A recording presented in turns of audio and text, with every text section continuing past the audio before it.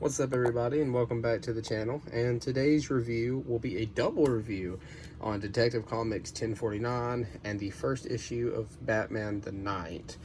So we're going to start with Detective Comics, and so far I'm still unsure about how I feel about the Detective Comics run going on right now, simply because it's weekly, and at first it started a little slow, or at first it started a little fast. It rushed through.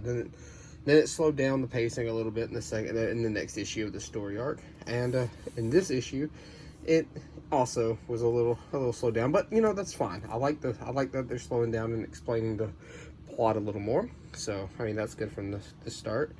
So let's see. I forget who actually works on this book. Let's see.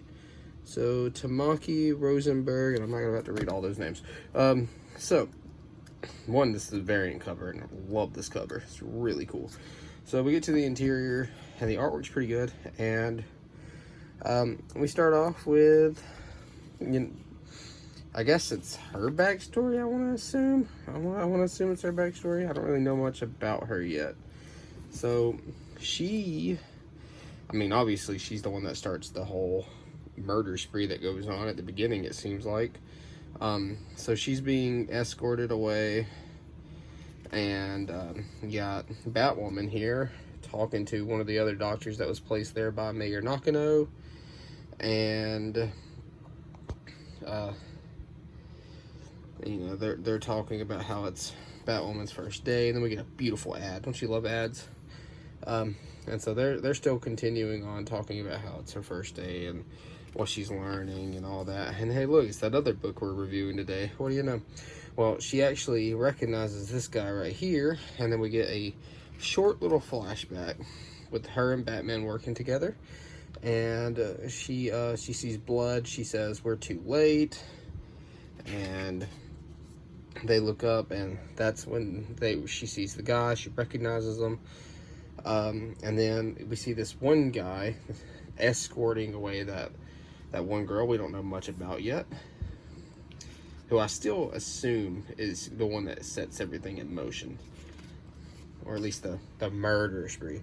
So Batwoman, she ain't taking it. She's like, hey, no, like she her own independent white woman, and she don't need no bald man telling her how to live her life. And we get this advertisement for Suicide Squad Blaze, which I'm picking up. I just want to throw that out there. Well, so she starts talking about movies with Batwoman, and Batwoman's like, "Oh, watch movies." And then we go on, and it turns out, as if no surprise ever, that this guy who's been working with these at this hospital, apparently, quote unquote, fixing the really bad villains and stuff like that, and turning them into where they are just nice everyday civilians. Well, that's not what's going on. There's more going behind the scenes, which I look forward to finding out. And then we got Batgirl here, or I forget, her name's actually Orphan if I remember correctly. Cassie, I don't remember what her last name is, but it's Cassie. And we got a little Batgirl going on here, and then Batwoman finally breaks in, and she finally finds the person that she's been looking for inside this hospital, and that is Huntress, who looks to be under the medication. So that's interesting that they went down that route.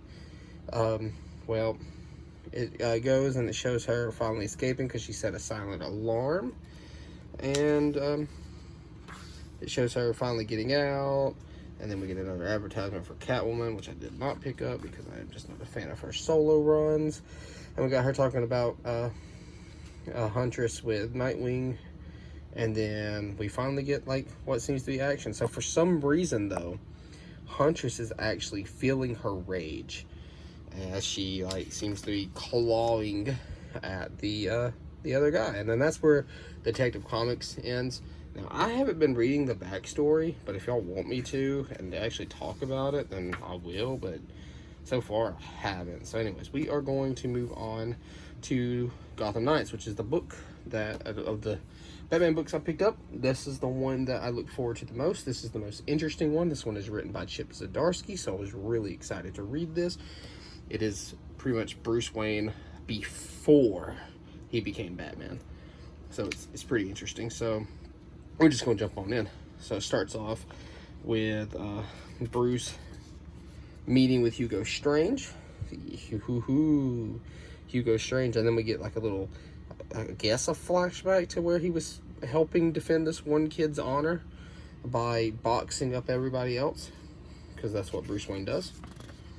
And then he goes home with, is that a cop? I can't remember. Yeah, that's a cop.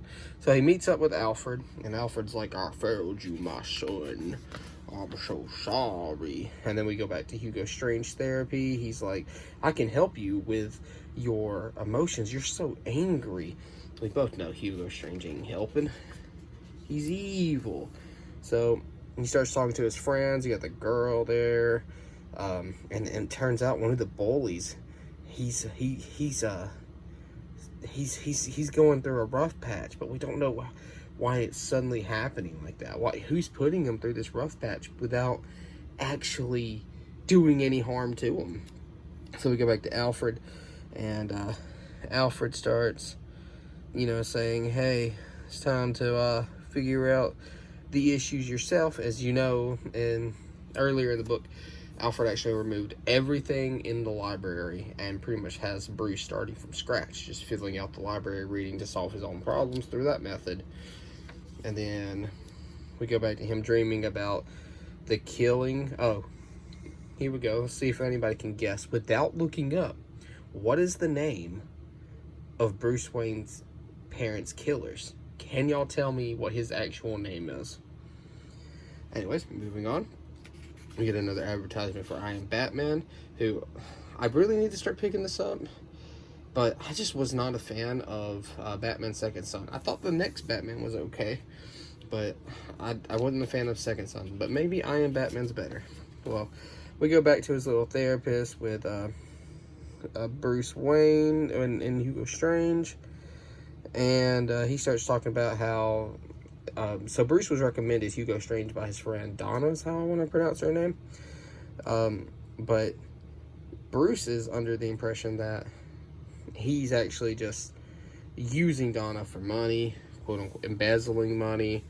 It's the reason why Donna looks so exhausted and stressed out, because of this special therapy that he's using, which is like hypnotic therapy. So she wants the best for Bruce. And Bruce is saying he's going to become a cop, so not quite the Batman we know. And so we come back to where he's pretty much talking to Hugo Strange about, his anger and all that. And so then we get to see Bruce at the gym. He's doing very acrobatic tricks. And then we go on, and and Donna notices his hands because he's actually been out boxing. He's been fighting. So we get another little dream scenario where he's thinking about what happened to his parents. But we get this interesting little night thing here. And so then we get the flashback for Detective Comics, which we just reviewed, and I'll be giving my actual number reviews at the end of the video.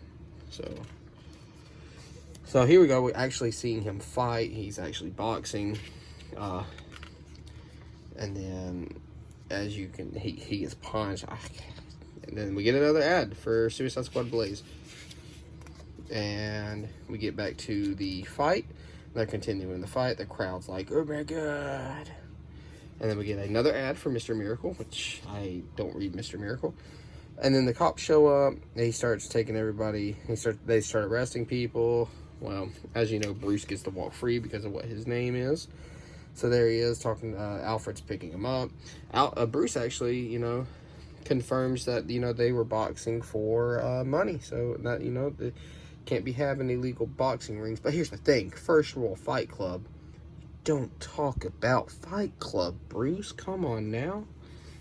Well, the cops don't care about the whole, crime that just happened anyway. So Alfred again starts talking about how he's failed him. See, right there, I failed you. because that's the most Alfred thing Alfred's done. But, you know, I miss Alfred because, you know, in the current Batman storyline, he's still dead. So, then the Alfred starts again screaming what's best for Bruce, and you know, Bruce has got to realize that Alfred only does want what's best for him. Like, there's more to the world than just fighting and anger. And also, if y'all want me to review this book, I'm totally down. I freaking love Swamp Thing. So, we go back to Hugo Strange, and this is where Batman actually Bruce finally confirms his suspicions about what kind of medical therapy Hugo is doing here. And we get the pretty much ending scene, and there's the Knight, which pretty much, you know, hinting at what the book is called, you know, Batman the Knight. And then that's it. That's the book. And honestly, this right here is probably the second best book I picked up in the pull list last week. Or not pull, it's not even my pull list. It's gonna be now, because I'm gonna be adding it to my pull list. It's phenomenal. So, for Detective Comics here, I'm gonna give it a 7 out of 10. I think there's more it needs to build up on. I think it's good though. I do think it's good. As for Batman the Knight, oh my god, I'm gonna give it a 9 out of 10. I just think it's that good, what Zdarsky's doing. But okay, so for my next video, it's probably gonna be it might be another double upload like this, where I'm going to be reviewing Spider-Man books. So the next one should be Spider-Man, Ben Reilly, and Silk #1. And then we'll go from there. But anyways, I hope y'all like and subscribe. If y'all want any more reviews. If y'all want me to start reviewing graphic novels, like specific things like Batman Hush, Batman The Long Halloween, let me know in the comments below. Anyways, y'all have a good night. That's when I'm recording it. And I'll talk to y'all later. Thank you.